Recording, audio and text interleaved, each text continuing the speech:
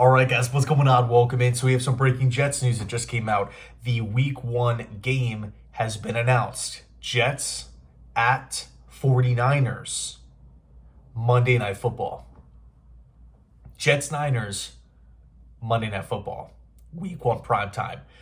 Crazy, right? Talk about exciting. Talk about, getting fans fired up with a just shot out of a cannon in Week 1, right? You got Aaron Rodgers not only just returning to Monday Night Football. I know a lot of people are going to be talking about the Achilles and whatever, everything that happened transpired last year. But I think for me, the thing that stands out is this is Aaron Rodgers' childhood team, childhood club, right? This was his squad, the 49ers, the hometown team, the team that had the opportunity to draft Aaron Rodgers at spot number 1 all those years ago. They passed. They go with Alex Smith. He returns to San Fran to play the 49ers. Now, I've said in the past couple of videos in regards to the schedule that I really want the New York Jets to play teams that are quote-unquote weaker. You never have an automatic win. This is the NFL. Things can go crazy. We see strange stuff happen a lot. I understand that. But for me, the number one thing that I'm concerned with the New York Jets in the early, or I guess first half of the season, is starting fast. So for me, when I'm looking at, okay, if that's my goal as a Jet fan, right, I want the Jets to start fast for a multitude of reasons. By the way, number one, it gets the media off our back. And personally, I really don't care about the media, but the Jets do. Unfortunately, we've heard Saleh make numerous comments about it. He pays attention to it, the headlines, the stories, the articles. It's super annoying. I wish that they would just keep their head down and just move forward. But for whatever reason, internally, Saleh and co, they really care how they're portrayed externally. So it is what it is. We just have to deal with it.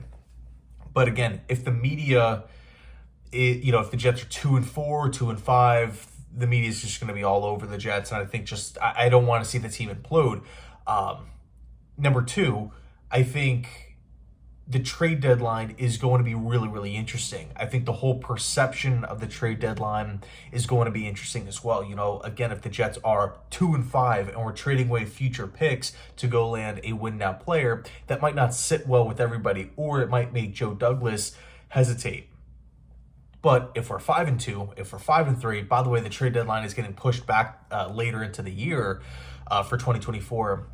All of a sudden you're like, oh man, the Jets are one of the best teams in the AFC. Now we're moving a future pick, which probably, optically might not be, you would assume, as low as a top 10 pick potentially or something like that, because we're, again, one of the better teams in the AFC, and now we're going to get a win now piece.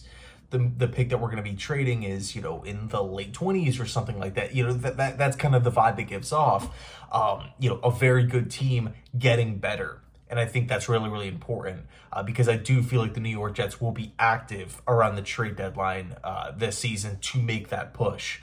And also just team morale. Teamwork, I think it's going to be huge. I don't want to see finger pointing. I don't want to see, players in the locker room talking about, the game plan or the practice habits or coming out slow. I'm tired of that, right, Garrett? Well, all these different young players are commenting on it last season, and it was just, I don't necessarily mind the players feeling that way, but again, I'm trying to create the positive. I want the locker room, this Jets facility, to be a place where players are looking forward to coming to. Players are all bought in, and the coaches are uplifting the players, not holding them back, not being an anchor or anything like that. So I think winning games, Tyson from Let's Talk Jets Radio says it all the time, winning is a great deodorant. It will mask things for sure, but one thing that it does do is that it creates an environment where things are good, right? You're not getting hit pieces from the media. You're not getting, you're getting the occasional, doubter and whatnot, whatever. That's totally fine. But it doesn't really feel like there's a lot of pressure when the team is winning. And this goes for any team in any sport, any media size. So with that said, I want to start fast.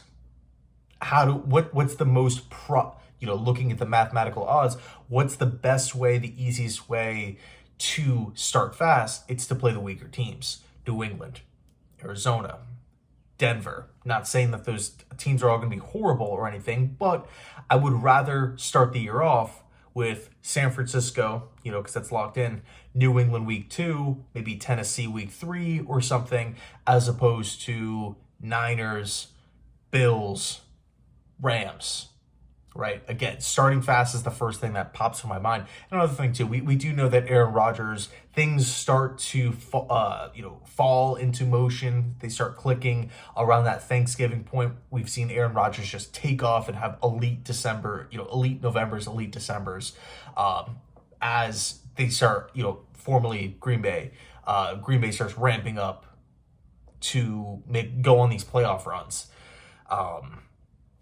The whole relax thing, right? I know it's so fresh in everybody's minds. But yeah, so we get the 49ers in week 1. I'll say this, that doesn't really check the box of a team that's supposed to finish with like 3-4 wins, right? Obviously. But it's a West Coast trip. Week 1. That's really important. Because if you look at the Jets' away schedule or away opponents, the Jets only have to go out west twice. Right, Seattle and LA, they're coming here. They're coming to MetLife. I shouldn't say here because I'm down in Florida, but you guys know what I mean. They're coming to MetLife.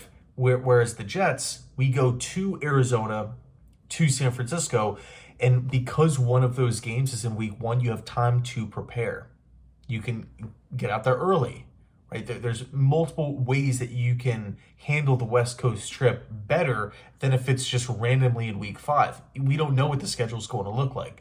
What happens if it was, if they had the Jets flying all these crazy, it was home against New England, then it was out in San Francisco, then it was down in Miami, then it was out to Arizona, then it was back home. Like, I don't want this Jets team to be flying all over the place, making these multiple cross-country trips week after week after week after week. So with the West Coast trip going up against a really good football team week 1, I really don't mind it. Another cool wrinkle to think about, is the schematics of it all, right? If you think about the Jets defense, the 49ers defense, it's very, very, very similar.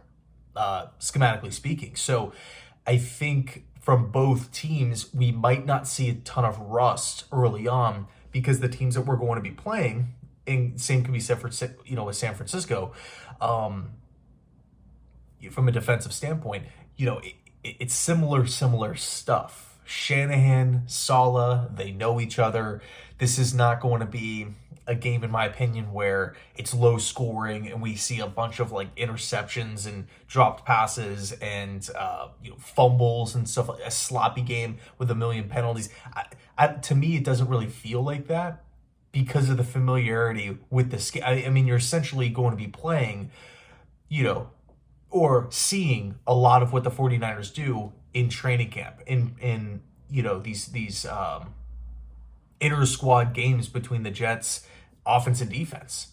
And again, same could be said for San Francisco, but I think it's going to be a really, really exciting game, and I'm freaking pumped, man. I'm really, really excited. Let me know your thoughts down below in the comment section. Thanks so much for watching. I know it's early, right? It's before